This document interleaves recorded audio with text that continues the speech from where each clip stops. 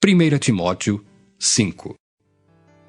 Não repreendas ao homem idoso, antes exorta-o como a pai, aos moços como a irmãos, às mulheres idosas como a mães, às moças como a irmãs com toda a pureza. Honra as viúvas verdadeiramente viúvas, mas se alguma viúva tem filhos ou netos, que estes aprendam primeiro a exercer piedade para com a própria casa e a recompensar a seus progenitores, pois isto é aceitável diante de Deus. Aquela, porém, que é verdadeiramente viúva e não tem amparo, espera em Deus e persevera em súplicas e orações noite e dia. Entretanto, a que se entrega aos prazeres, mesmo viva, está morta. Prescreve, pois, estas coisas, para que sejam irrepreensíveis. Ora, se alguém não tem cuidado dos seus, e especialmente dos da própria casa, tem negado a fé, e é pior do que o descrente. Não seja inscrita senão viúva que conte ao menos 60 anos de idade, tenha sido esposa de um só marido, seja recomendada pelo testemunho de boas obras, tenha criado filhos, exercitado hospitalidade, lavado os pés aos santos, socorrido a atribulados, se viveu na prática zelosa de toda boa obra.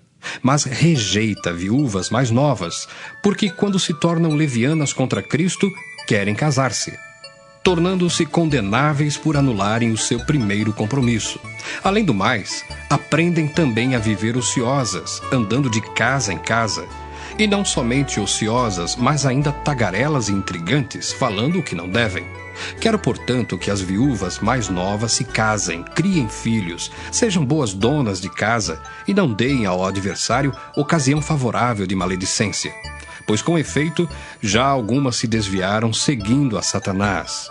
Se alguma crente tem viúvas em sua família, socorra-as e não fique sobrecarregada a igreja, para que esta possa socorrer as que são verdadeiramente viúvas.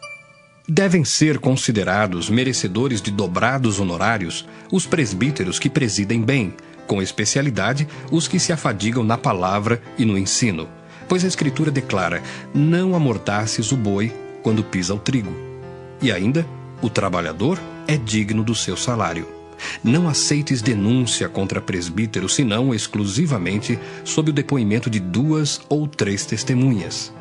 Quanto aos que vivem no pecado, repreende-os na presença de todos, para que também os demais temam.